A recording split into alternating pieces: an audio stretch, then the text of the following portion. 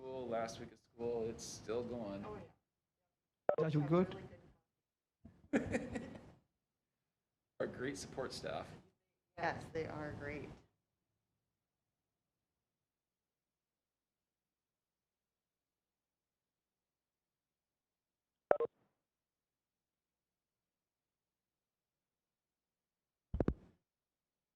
Good evening, everyone. I would like to call the meeting. My name is Kani Aran, Moorhead chairperson. Today is my April 21st. The time is almost 5 p.m. Josh, would you please make a real call for us? Yes. Sahama Madi.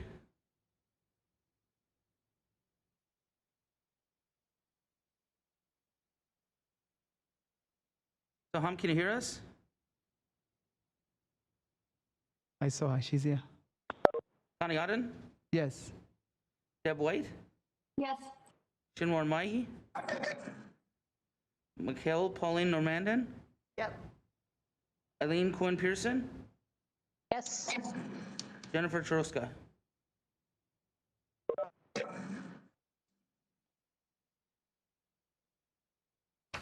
I'll just make a quick note for those who are watching on television or live stream. If you would like to make a comment, the public comment line is 218-299-5001. That's 218-299-5001 if you'd like to make a comment on any agenda item. Thank you, Josh. Our next agenda item is approval for the agenda and minutes for March 17, 2021. Deb White moves to approve. Deb, approved. Can I get a second? Second. Give me a second. Josh, will you make the call, please? Sahama Mehdi? Connie Aden? Yes. Deb White? Yes. Mikhail Pauline Normandan? Yes. Eileen Cohen Pearson? Yes. Jennifer Troska? Yes. Saham, can you hear us? Now I can. I'm sorry. I was having issues with my thing. I'm sorry about that. Now I can. I had to log back in. Excellent. We had a first and a second to approve the agenda and minutes. Just ran through the roll call. It's up to you. Saham Ahmadi? Present. Yes. Agenda approved. Item number 4, citizen to be heard. Do you have anyone? Not at this time. Thank you. Item number 5, we have a guest speaker, Liz Johnson from Fairvolt, Minnesota.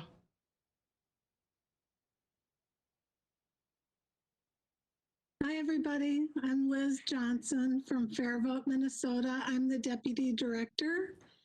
And we wanted to start out with a couple of very short videos. And I am wondering, what button do I push to share a video? At the bottom of your screen in the middle, there's a share button. You would just select share. It's not letting me, it's hidden. That button is hidden. Okay. Josh, do you have to give her permission? A second here, and we will see if we can figure this out. This is always the hard part.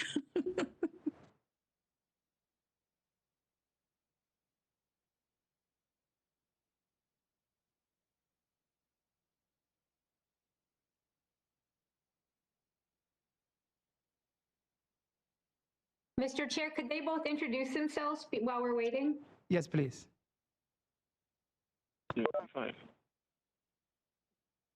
My name is Liz Johnson, and I'm the Deputy Director at Fairvolt, Minnesota. We're a statewide nonprofit, nonpartisan organization, and I live in Duluth, and so I'm dialing in from Duluth. And we're very lucky to have our Fairvolt board member, Zaylor Stout, joining us tonight. And he is a great champion for ranked choice voting, and he lives in Minneapolis now as an attorney, but he formerly lived in St. Louis Park, where he was also on the Human Rights Commission there. So Zaylor, do you want to say a few words? Yes, thanks so much for having us. During that time, I also ran for city council in St. Louis Park, and part of my campaign platform was bringing ranked choice voting to the city. And so I worked directly with Fair Vote Minnesota, and this was prior to me being a board member, to bring ranked choice voting there. So I definitely have some stories and information to share in regards to how it worked on the ground for us there. So I look forward to that opportunity. Okay. So I still don't have the ability to share the videos, but All right, then give me just a moment. I should be able to start it on our end. oh, okay.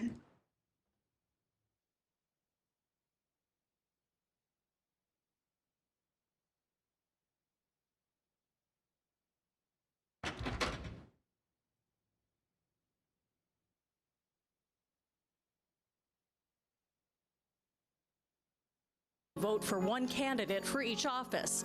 But in some elections, voters can rank 3 or more candidates for each office. It's called ranked choice voting. Here's an example of how it works. All of the candidates will be listed on the ballot in 3 columns. Make your first choice vote in column 1 by filling in the oval of the candidate you'd most like to win. Vote for your second choice in column 2 and make your third choice in column 3. That's all there is to it. Now let's see how the votes are counted. Let's say there are 4 candidates running for mayor: Asha, Zach, Omar, and Lucy. Once the polls close, we count all the first choice votes first. To be elected mayor, a candidate needs more than half the votes. In this example, Asha has more than half of the votes, so she's declared the winner. However, if no candidate gets more than half the votes, we start eliminating candidates and counting the next choices of those who voted. In this example, Zach is the candidate with the smallest number of first choice votes, so he is cut. We use the second choice votes on Zach's ballots and count those voters' second choices instead. If one of the remaining candidates now has more than half of the total votes, that candidate is declared the winner. If not, the next lowest candidate, Lucy, is eliminated. Her votes are now counted for the next choice on the ballot. Some of Lucy's votes went to Zach, who was already eliminated, so those new votes for Zach instead count for those voters' third choice candidate. We are now down to 2 candidates, and Omar clearly has more than half of the votes. That makes him the winner. That's how ranked choice voting works. For more information on ranked choice voting, visit our website.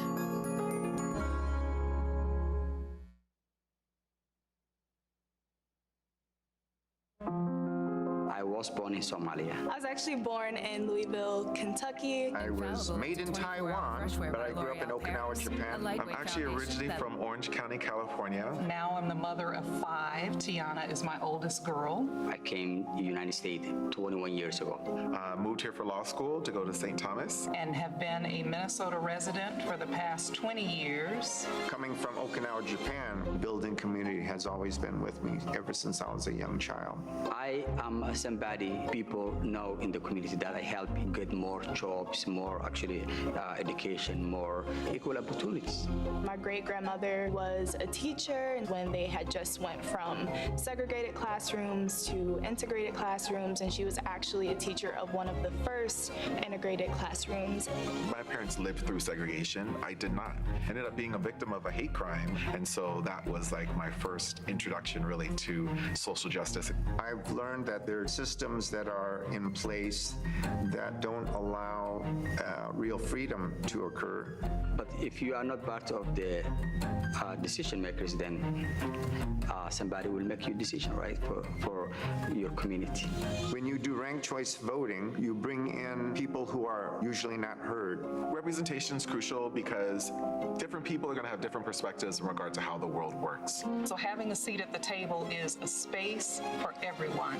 I think the timing could not be more perfect for ranked choice voting to come in and really be the movement for change. It encourages a more diverse set of candidates to participate in the process. Getting more Black politicians, more female politicians, more LGBTQ politicians to come in and have their voice heard. I think it's absolutely for everyone. You have the most diversity there. You have the most voters that show up, not like the system that's in place now. In the case that my first pick doesn't get chosen, I have a second or a third that I know that I can personally relate to. It gives them more choice and more voice. Everyone wins with ranked choice voting.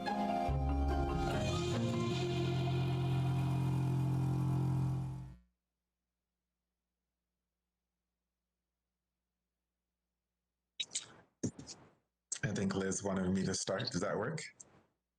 Perfect, perfect. Again, thank you so much. I love that there's, human rights commissions all over the city, all over the state, and that you're interested in regards to, supporting and endorsing ranked choice voting for your area. I can give you a bit of a case study in regards to what happened in St. Louis Park for us. I was running for office, and it ended up being the last time we had a primary election, and that was in 2017. City Council got rid of the primary because there was low voter turnout and it was just costing too much money based on the number of people that were participating. And our election ended up having 3 candidates running, and so we had to eliminate somebody through the primary. And I didn't make it through the primary, which was fine. We ended up getting some good folks elected, but all 3 actually, there were 4 candidates, sorry, that were running. So for my ward, and the 2 that ended up getting selected for the runoff, both actually supported ranked choice voting. And the importance in regard to that was to ensure that there was a voice in regards to, getting diverse candidates on the ballot, getting diverse candidates interested in the process. Eliminating the focus and the need to go negative in regard to campaigning, because if your focus and need is to be able to be somebody's either first, second, or possibly third choice, when you're denigrating your colleagues, it ends up becoming more problematic for you to be able to secure those additional votes. So it really encouraged folks to be more conscientious and really focus on the issues in regards to what it is that they can provide to the constituents in that area, as opposed to attacking and having negative ads. The interesting thing is that the data doesn't lie. And so the very next election in 2019, St. Louis Park ended up electing a 23-year-old Somali Muslim woman. She immigrated here as a refugee at the age of 10, and now she's the youngest person on the city council in the city's history. And she brings a diverse voice, perspective, and additional voters to the table. The turnout was 50% higher than in the 2017 race that I was in, and our 2017 race had a really high voter turnout because people were really engaged and really involved, especially with what was going on electorally that year. And then some of the other data in regards to, how easy was it? Did people like it? I mean, I know that Liz has that information and that data for you. 93% of those in St. Louis, 92% of those in St. Louis Park said that it was easy to use. So this would have been their very first time using ranked choice voting. Minneapolis and St. Paul already had it.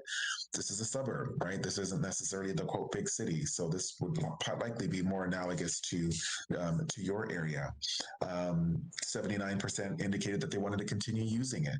83% said that that they were already familiar with and educated in regards to ranked choice voting prior to coming to the polls.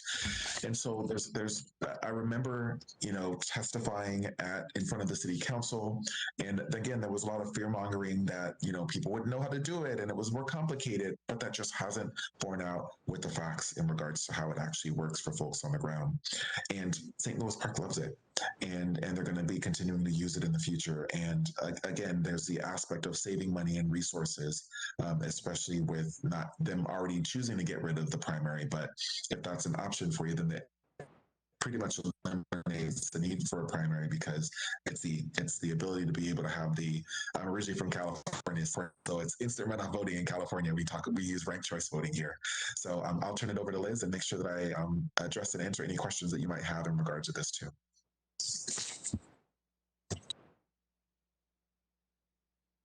Still muted. I just have a few remarks and then we'll open it up for your questions.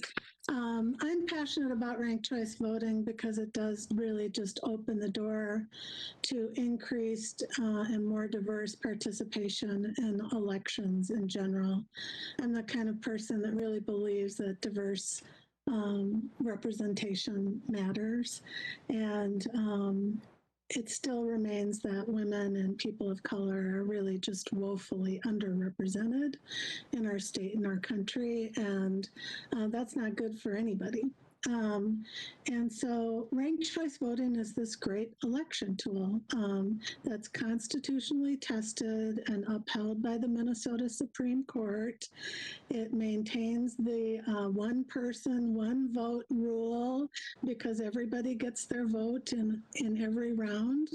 And if you have picked the winning candidate, you will essentially have voted, or if your vote stays with your first choice until they're eliminated.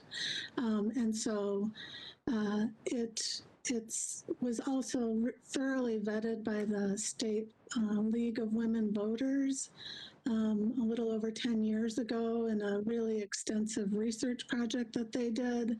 And it was actually the findings of that report that ranked choice voting was an acceptable tool for elections that spurred the Minneapolis movement, and now it's St. Louis Park, it's St.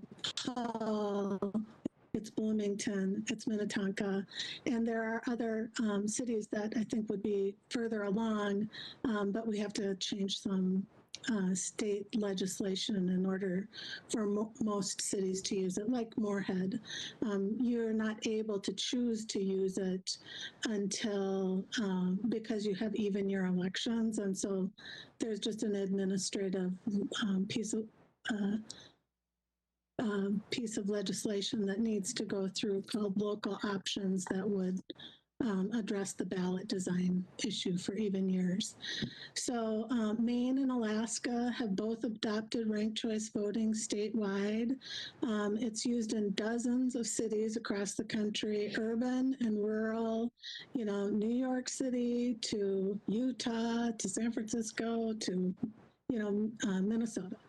And it's used in quite a few states for oversight voting. Obviously, it's a great tool because they can attend the primary, the general, and perhaps the runoff, on a sheet of paper, which is really essentially that is what ranked choice voting is. So we're hearing from more and more communities all over the state who are having problems with people getting elected with a small number and a small percentage of the vote. They're having 5, 10, or even 15 people running for office, and they would like access to this tool that would let them winnow the field and have more participation in their elections. And like Zaylor said, it's really addresses this issue of negativity and polarization, because you really have to knock on all the doors and identify common ground with people. Under our current system, I might go door knocking and I see Josh already has his campaign sign in the front yard. Under the current system, I won't even knock on that door. I won't even talk to that person because you only have limited time and people aren't going to change their minds. They've already picked their candidate.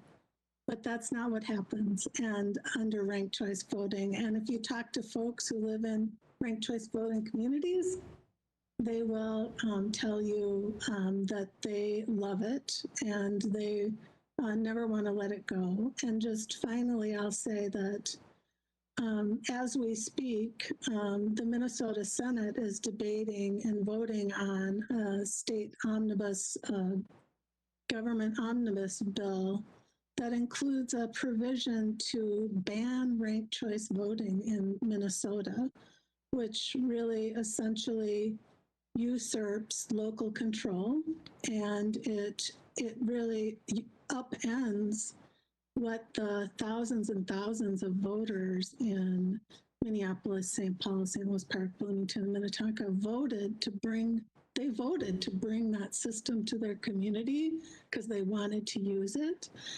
And this bill is part of a larger sort of movement across the nation right now to make moves to establish things that will reduce voter participation. So we just love working with ranked choice voting champions like Kent Eakin, your Senator Kent Eakin, and Representative Heather Keeler.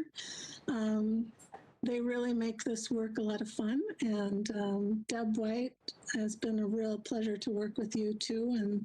And thanks for having us here tonight to just talk about ranked choice voting.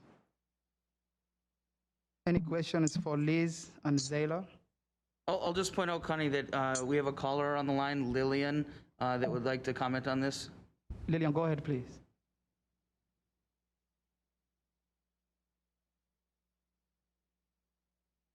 Lillian?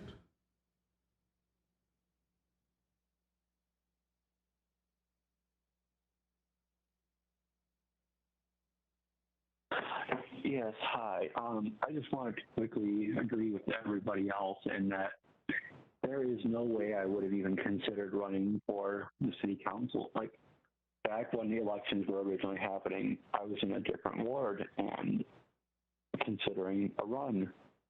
But at the end of the day, I chose to back out because I just didn't feel there was any chance for a trans disabled person under the current voting system.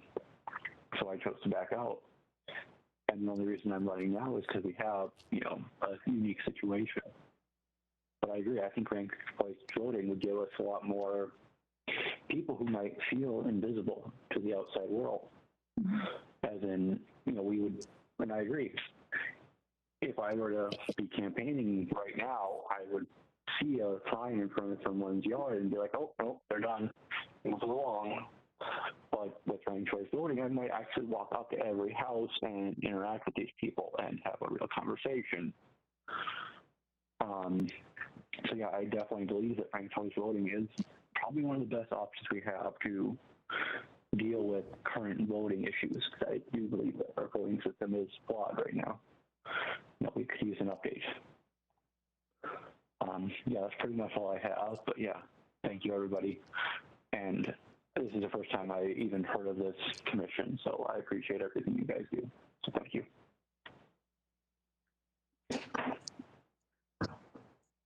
Can I make a quick comment? Sure.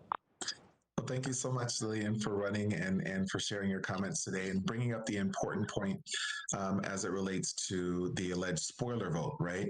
A lot of people sadly feel as though they have to vote strategically as opposed to voting their heart, right? Instead of voting for the candidate that really embodies what it is that they care about and their values, they have to go, sometimes they say, and I have family members that say this as well, vote for the lesser of two evils. Whereas ranked choice voting allows for them to put that first person first in their first choice, their vote, right? They get to vote their heart first. And sometimes allowing people the ability to be able to vote their heart gives candidates like Lillian and other candidates around the city, around the state, who have not had opportunities to really have their voices heard and really be involved in the electoral process, the ability to be able to gain that traction. And we've seen situations like that with the election of Philippe Cunningham and Nadia Mohammed in St. Louis Park. I mean, candidates that would have had a more difficult, challenging time had it not been for the option of having ranked choice voting available. So I want to make sure that I made that comment because it was a great point brought up by Lillian from that perspective. Any other comments, questions? Deb has her hand This up. is Siham. Sorry. Siham, go ahead. I thank you, Lillian, for sharing that because as a member of the community I immigrated here as a child and I've been very involved and I can see the challenges. I considered running for Ward 1 as well for city council. Then I looked at it and I thought it would be impossible even as a community member because people can't get past my different name. They'll say, "Oh, who's this? Obviously, she's not from here." And on the contrary, I actually didn't grow up here, so I do appreciate the challenges that individuals face in questioning that. And I'm very excited to learn more about, ranked choice voting, because it will open up opportunities, especially in Moorhead. And I think a part of the challenge will be, like, for me, I take my parents voting, and it's hard enough for them to choose between two candidates. I think a huge part of this will be education, especially with the youth, because me having to advocate for my parents as an immigrant, and we have a large diverse population in Moorhead, and we've had it for a long time, and a lot of that falls on the kids of the immigrant population to explain. And I think one of the things I would advocate for is education, especially even if they're under 18 and don't vote. However, they're going to be a resource for their family when it comes to voting. So. And I'll just add that the education is definitely a factor, and you want to do education, but really, just to be perfectly honest, I mean, the immigrant communities have adopted this just everybody else, and they get how to rank. We do it every day, and so if I can't have the chicken, I'll have the fish, and if I can't have the fish, I'll have something else. We do, it's something that we do every day. And I did want to say, if we hear from candidates in ranked choice voting cities that they weren't afraid to put their name on the ballot, because then they could bring an issue forward in the community, and even if they were only going to win maybe 10% of the first round votes, then eventually the eventual winner would know where those votes came from, and they came from this particular candidate who represented some particular issues, and it helps the winner know more about what's going on in the community instead of just me versus them. I'm good, they're bad. It takes that away, and it makes for more responsive leaders. I'll say thank you so much for both of you, and this was very fruitful information. Deb White, go ahead, please. Thank you, Mr. Chair. I just had a couple of things I wanted to say. One is I wanted to thank our guests for coming in to speak. This is something that's near and dear to my heart. For one of my other hats that I wear, which is, besides being on city council, I'm a professor at MSUM, and my area is political sociology. So I spent the last more than 30 years studying some of the things that influence who has access to public leadership. And it was really eye-opening for me to look at this. And, I was involved years ago with something called the International Leadership Project, and we were looking at some of the who has access to leadership in 25 countries around the world. And, there's some things that come to mind that people think about in terms of things like money or, education and stuff like that. But some of the structural issues, like your electoral process, are really impactful. And I think we take it for granted. We assume that everybody does elections the way that we currently do, the first past the post, all your eggs in one basket, plurality system.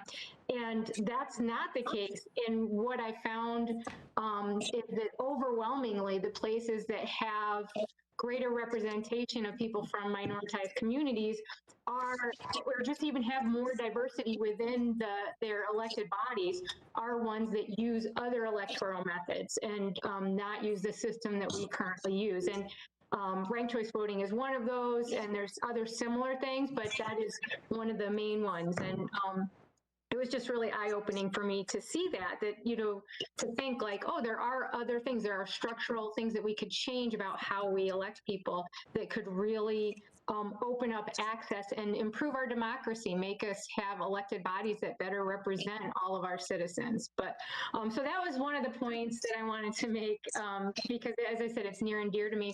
But also, I wanted to have you talk a little bit because I had been to some of the Fair Vote Minnesota talks and presentations, and I see this is one of the positive things of shifts that are trying to be made to improve our democracy. And then the counter to that is all the negative things that are happening with trying to restrict voting rights and restrict choices over electoral processes. And so I would love it if you could talk about that a little bit, because I think the last I heard was there like 250 bills that have been introduced just in this year in states across the country to restrict voting rights, restrict options like this from happening in communities. So if you could talk about that, because I just think that's the other, like, the really big impending issue that we could possibly be moving in a direction that is shifting so far backwards and taking away people's rights to have a voice in our democracy.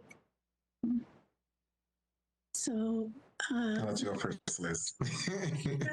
I'll do my best because I really do focus on ranked choice voting because I feel like that is the solution to what ails us, because we really honestly do have so much more in common than we don't.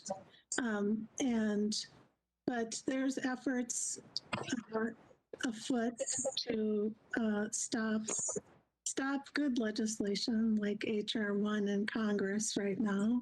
And there are just systematically bills being proposed to lessen or eliminate mail-in balloting, reducing the number of polling places, eliminating same-day registration, all the things that we've come to in Minnesota really know and love, and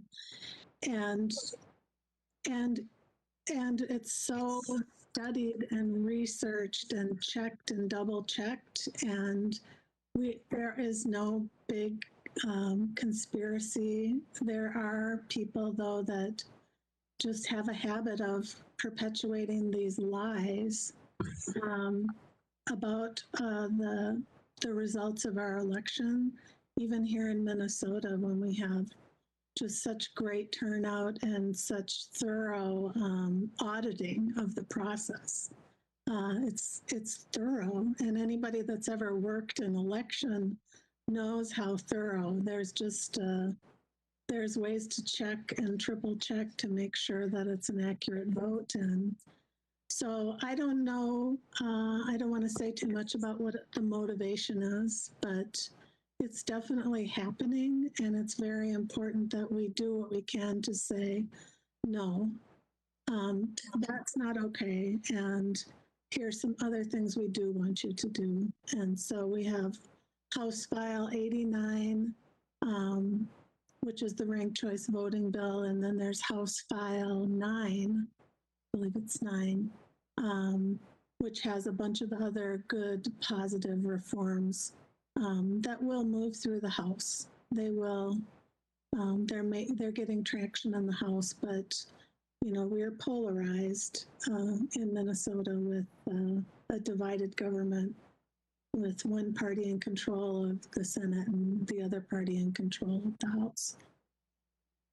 The one part that I want to make sure that I add to this discussion is, sometimes we want to be able to take off those rose-colored glasses and really critically look at our electoral process and our voting systems and compare them to other democracies. I know we like to think that we're the best democracy and we're doing things amazingly, but here's a quick list in regards to some of the countries that have higher voter turnout than us. And you'd be surprised, I think, by some of these countries. Ireland, Colombia, Lithuania, the Czech Republic, Greece, Italy, Poland, Mexico, Germany, Denmark, Hungary, Belgium, South Korea, All of these countries have much higher voter turnouts than we have here in the United States. And ranked choice voting is one of those few initiatives that's being put forward currently on state levels as well as locally that would expand the voter base. And there's a long track record in regards to getting more people involved in the electoral process. Since when is it worse to have more people involved in the selection of our elected officials? And so that's the part that I really encourage is that, as you indicated, Deb, there are other systems out there that are doing it better than we are. So we need to take a look at and find out what it is that they're doing and what things that we can change to make sure that our electoral process evolves, because it's always evolved. It didn't always involve women. It didn't always involve people of color. It didn't always involve people of 18 years of age, right? That was in the 1970s that the voting age was lowered to 18. So our electoral process has already been through evolution, and so it needs to continue to evolve to stay up with the times. Thank you. Thank you so much for both of you. Thank you for joining us tonight.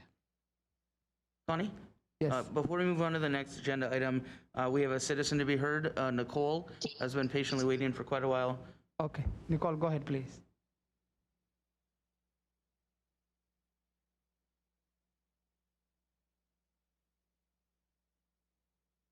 Hello.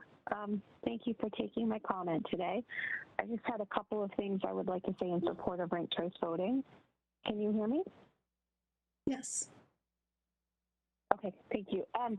So I guess the first thing is the point I wanted to make that Liz Johnson made was that it gives, ranked choice voting gives members of the community more ability to exercise their voice when it comes to specific issues. It gives, if a candidate is running on a specific issue, then people have the option to weigh in on that issue, even if it's not necessarily their most important thing. They can still, mark that candidate down as their second or third choice vote just to support that, show their support for that issue. And it will, like as Liz Johnson said, will give people, the winning candidate, more of an idea of what the community is interested in and wants to see happen.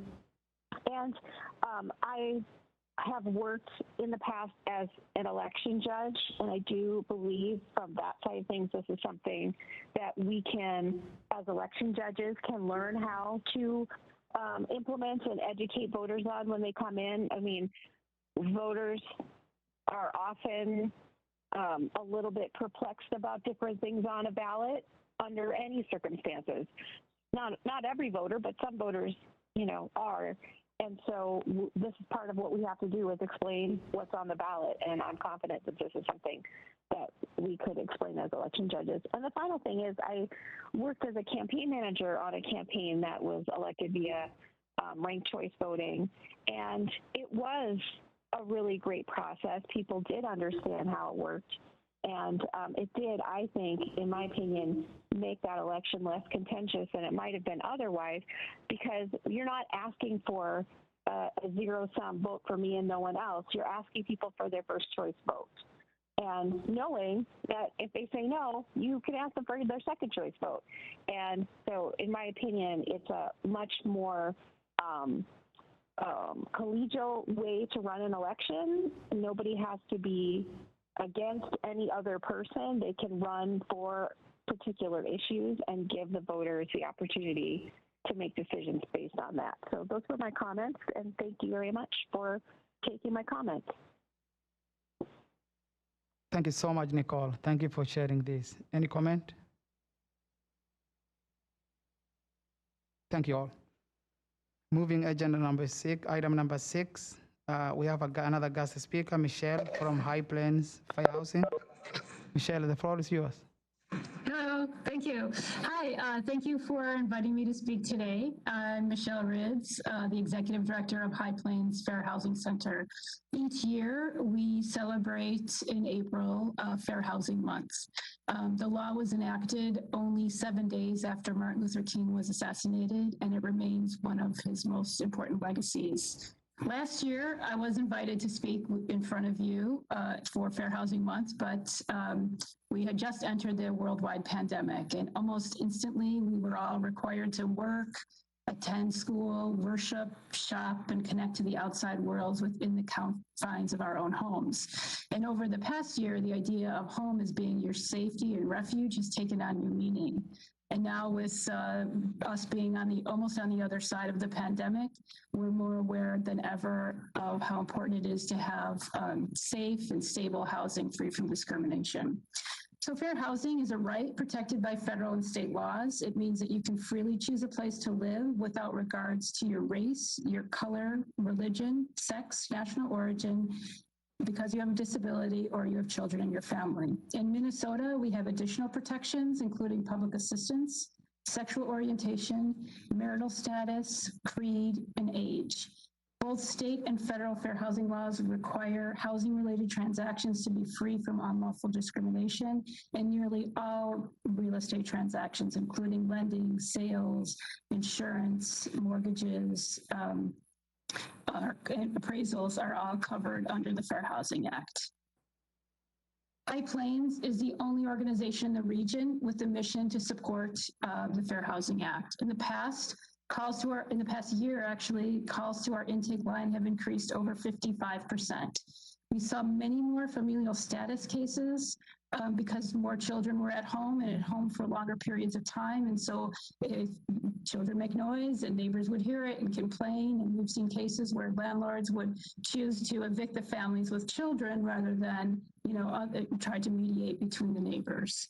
But we also saw a lot of increases in reasonable accommodations, persons with disabilities who may have underlying conditions, asking to delay maintenance, requesting no entrance into their unit, or asking to get out of their lease early without penalty so they can get somewhere where there is less exposure to the virus. In many cases, landlords and tenants were able to work these things out, but oftentimes High Plains was able to step in and to mediate for folks. There continues to be evidence that there is housing discrimination in our state, particularly against persons with disabilities, Native Americans, New Americans, and LGBTQ individuals. The 2018 Minnesota analysis of impediments to fair housing shows certain discriminatory trends, including poor conditions of affordable housing, which may have a disparate impact on people from protected classes. Another discriminatory issue is lack of larger rental units for families. This also disproportionately affects large families, but also immigrant families. And also noted in the analysis of impediments is a lack of resources to make accessibility improvements and a shortage of workers, home care aides that help transition folks into independent living. High Plains Fair Housing Center provides fair housing education and outreach to consumers, to housing groups, to local governments. Zoning boards, planning commissions, etc. This work includes presentations, distributing materials, participating in panels, and just being a resource for housing. Our intake specialists work directly with clients to address issues of housing concern. We can help remedy adverse situations through legislation, and if necessary, we assist clients through the administrative process, which in Minnesota is through HUD or through the court. Finally, when warranted, we can investigate. We have the ability to investigate fair housing situations. We do this through our testing program, so it's kind of like secret shopping. We have somebody from a protected class and not from a protected class go and simulate our sales experience. And by doing that, we can really objectively determine if fair housing is taking place. We can use that evidence to help support clients so we can actually try to replicate what people are experiencing as victims of discrimination, or we can, as an organization, file complaints. We have standing to file complaints on our own. High Plains actually works all across the state of North Dakota, and we have limited resources to work in Minnesota. Most of the work that we do in Minnesota is to assist clients specifically, and we do that through mediation. If we aren't able to help them, or if it becomes more something that we can't resolve, we forward complaints through the Northwest to Northwest Minnesota Legal Services. Unfortunately, Northwest Legal Services does not have the resources to do investigations, so they don't have resources to do the complaints. So I definitely think that, in the future, Moorhead should spend more, resources on fair housing. The Minnesota analysis of impediments that I talked about before said that there were only 5 complaints of housing discrimination filed in Clay County in 2018. And we know there are more cases. We know there's more. We believe that people feel unsupported, so they don't file complaints, or they don't, go through the complaint process. We know that there's a lack of knowledge and lack of fair housing rights. We do work with the chair and his organization, and we provide fair housing training, but we need to go further. We need to reach more people. And of course, we haven't been able to do a lot of in-person training right now because of COVID. So that's really all I have. Kind of went through what we've been doing, but I'm open to any questions. Question for Michelle? Deb has her hand up. Go ahead, please. Thank you, Michelle, for your presentation. Just if you have any other suggestions, you mentioned, educating people about their rights and the process for how they would report if there's discrimination. What might we do to better get the word out about that? So just as a city, how could we, is there anything that we could be doing that we're not? Yeah, so, maybe I haven't looked at your website, but, I would definitely make sure that I will put links to, fair housing, and I can work with Joshua and provide some links. We also have some, Somali videos, short videos that can help provide information. I don't know, do you have a public access channel? And yeah, so we have public access stuff running in Fargo, in Grand Forks, and in Bismarck. So, getting there any way we can would be good. I think just also training of people, on the front line. So whoever's answering the phones in the city hall when people call and complain, or building inspectors, that kind of training is really valuable. So people just know what's happening, what's out there, and how, what they can tell people who are calling, what their responsibilities are and rights are under the Fair Housing Act. Any other question, comments?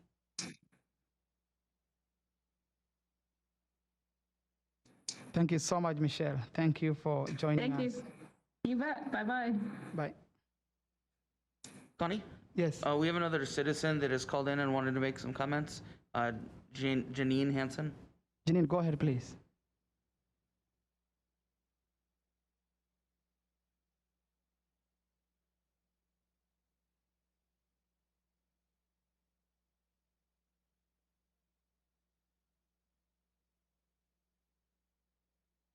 Janine, can you hear us?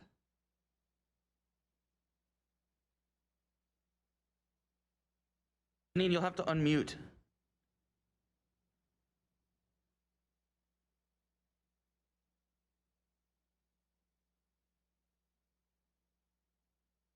Do you have any other person who want to talk on the line?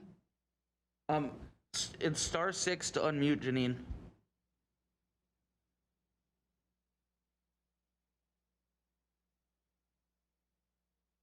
Hello? Yes. Oh. Okay.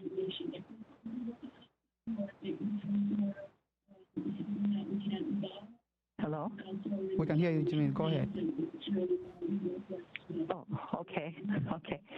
I just wanted to call in concerning the ranked choice voting.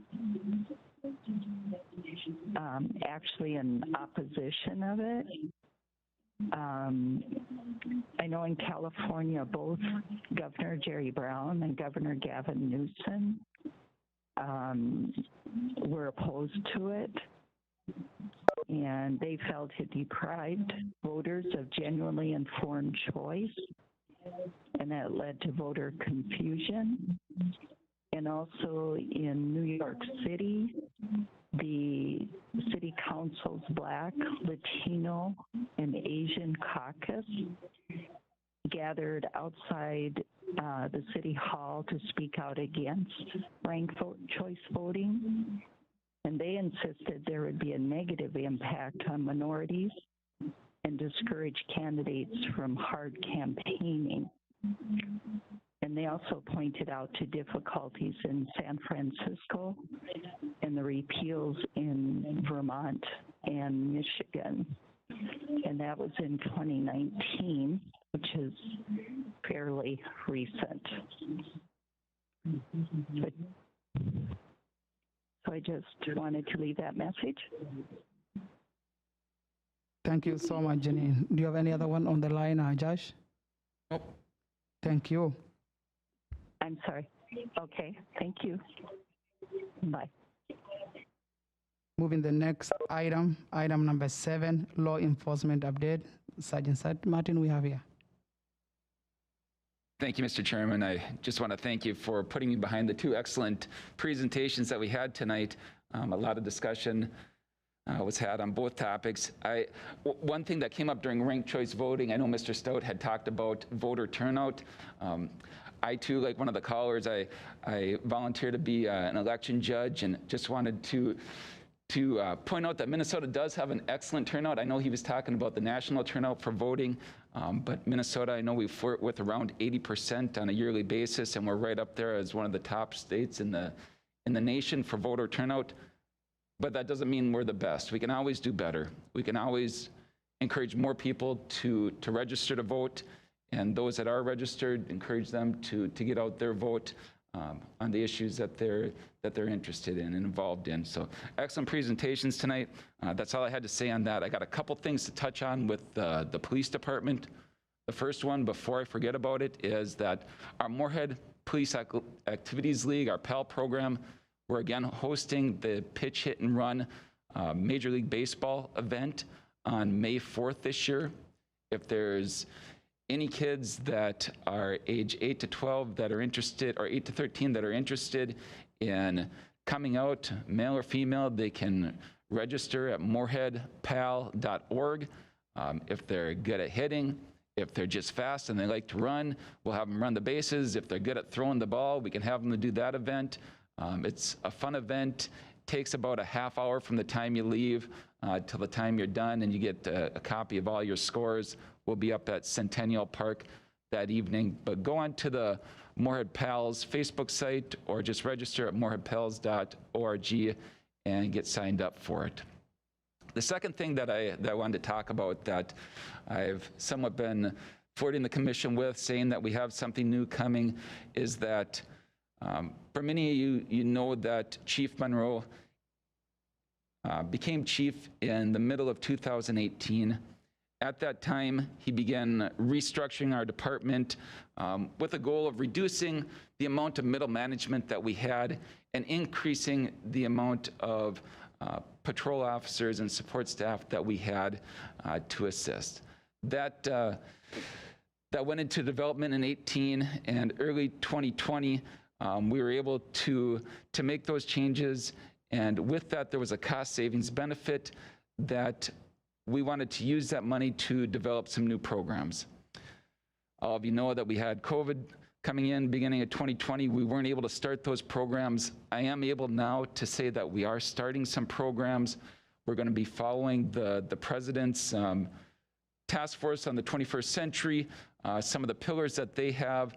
The first and biggest one is building trust and legitimacy within your community, within the city of Moorhead. One of the things that they say to do this is to strive to create a workforce that contains a broad range of diversity, including race, gender, language, life experiences, and cultural backgrounds. We're hoping to do that by developing a cadet and internship program independent of the internship program that we currently have.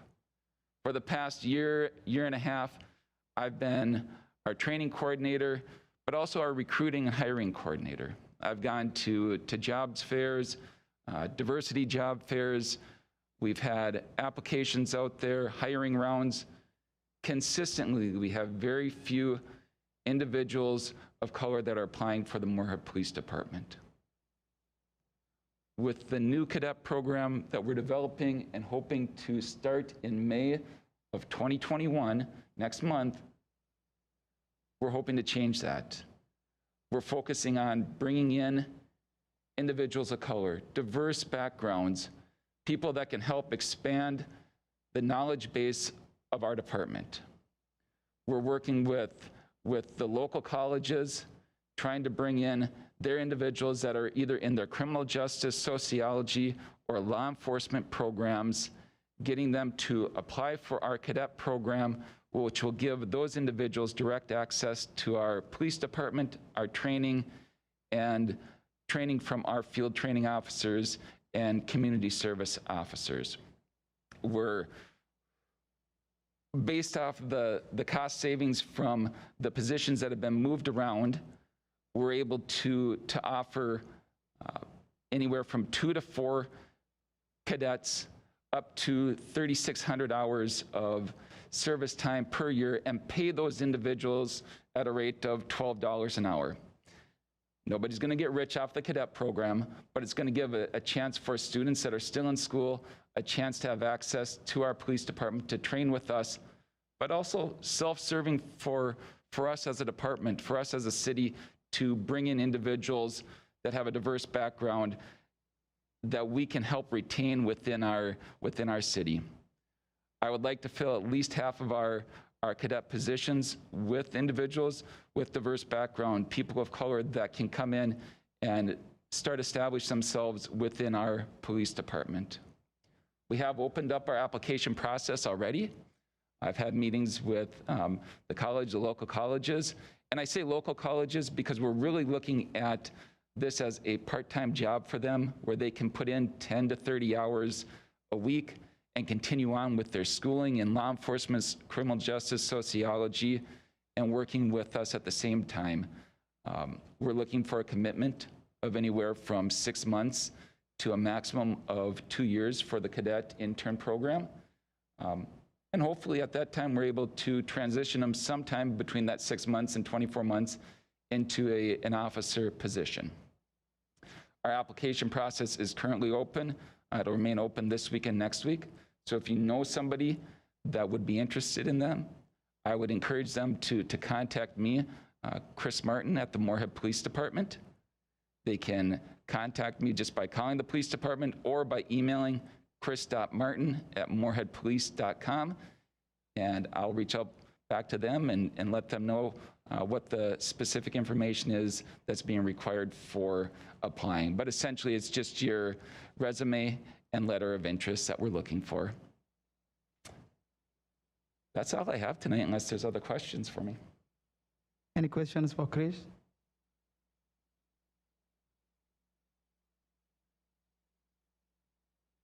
Thank you so much, Chris. This is very good. Moving item number 8, land acknowledgement. We move this to next month? Yes. Okay. Moving item number 9, any reports, announcement, upcoming events? Deb has her hand up. Deb, go ahead, please. And I also just want to back up and thank Chris too, because I'm, obviously with everything that's been going on in the news and, in our country, this is something that is become even more apparent of how we need to invest in these kinds of changes. And I really appreciate the proactive approach that our local law enforcement is taking and the efforts that they're doing it could just be lead to some really big changes. And I know this is just one of some of the other things that they're doing. And I want them to know that that work is really valued and appreciated. So I have a couple of things want to report on. One is just following up from, I mentioned this last time, and I know Josh and Mikkel maybe could chime in. We had some meetings to talk about forming some subcommittees through the Human Rights Commission that would allow us to have members of the committee of the Human Rights Commission could then work on different subcommittees, and then we could also bring in people from the community. And we had a couple of meetings, including one with former Mayor Delray Williams, who used to chair the Human Rights Commission.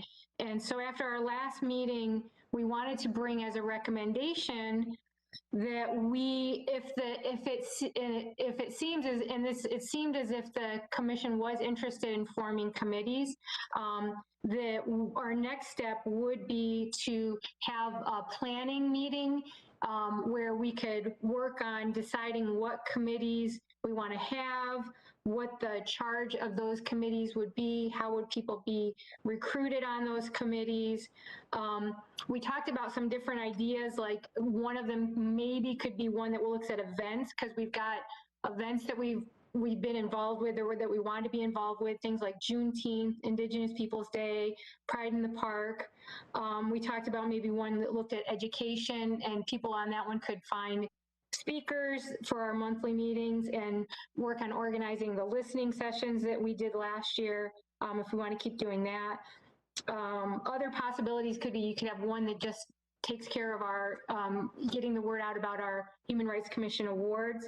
But this would be a way to get our members on the commission more engaged, so that everybody can kind of do different things, but also to bring in other members of the community to help with those things. So so we wanted to see if we could have a planning meeting.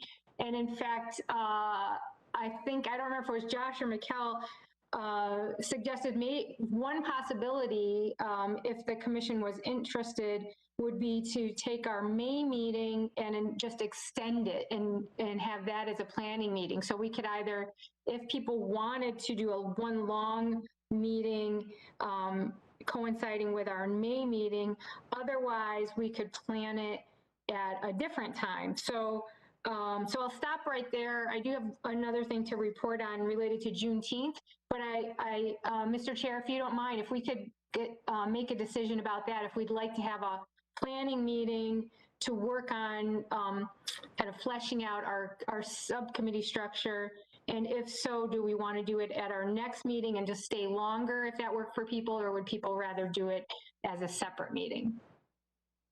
Thank you. What do you guys think? Well, obviously I'm for it because I think it was my idea.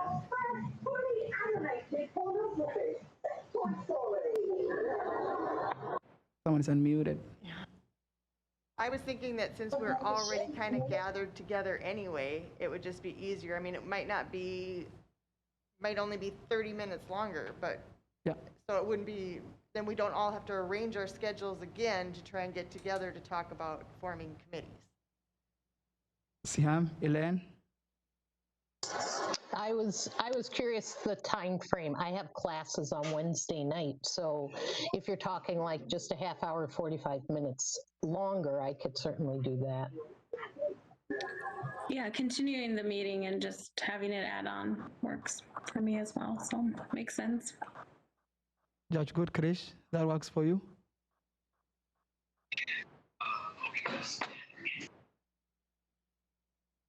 Okay, Judge, is that okay? We can just meet. Okay, good. Going Thanks. back. Sure. And then the other thing I wanted to talk about is I was helping with the committee for Juneteenth, because even though we think that might be something that one of the committees might do, but we didn't really have time to wait till we get the committees put together. So the city, we were looking at being like a co-sponsor of the Juneteenth activities. So I attended a meeting last night with Cassie Weiss and Destiny Holiday, who are working on organizing it. And they are looking forward to having us involved, and they actually, Mr. Chair, they would like you to be one of the speakers. So you don't have to give me an answer right now, but Connie, they were wondering if you would be willing to be one of the, just speak for about 5 minutes or so at the Juneteenth event. It's going to be in Gooseberry Park. And they actually were wondering if you wanted to come to our next planning meeting. So if you do, if you want to let me know, we're meeting next week. And then for Officer Martin, for Sergeant Martin, they were wondering if we could they are interested in having our Moorhead Police, and I know you can't speak for the fire department, but doing something like we do at other things like the Night to Unite, and having some, cars there that kids could check out, and, doing some things to get to know our local law enforcement and local fire department. And so, again, you don't have to give me an answer now, but they were interested in seeing if that would be a possibility too. So I can give you a partial answer right now on that. The city of Moorhead has still not gone back to full operating business. So right now we're not able to offer that service. We would love to be able to do that. Once I think City Hall opens up fully, then I think we'll be able to get our officers back out there doing some more of the community events that we've always done in the past. I'm glad you said that, because that's actually one of our things that we said too, is of course we need to find out, all of this is pending what we're able to do. And so, yeah, so I'm supposed to look into that to see what we're allowed to do and what it looks like. It won't be till June, but so if it was something that if the restrictions had been limited, then if you want to let me know, if there was a way, what we would have to do to make those arrangements, or if Moorhead PD would be interested, just let me know. And I will be attending the planning meeting, and I don't mind to be one of the event speakers as well. Great, thank you. Thank you. Any other reports, upcoming events? Moving agenda item number 10, new business.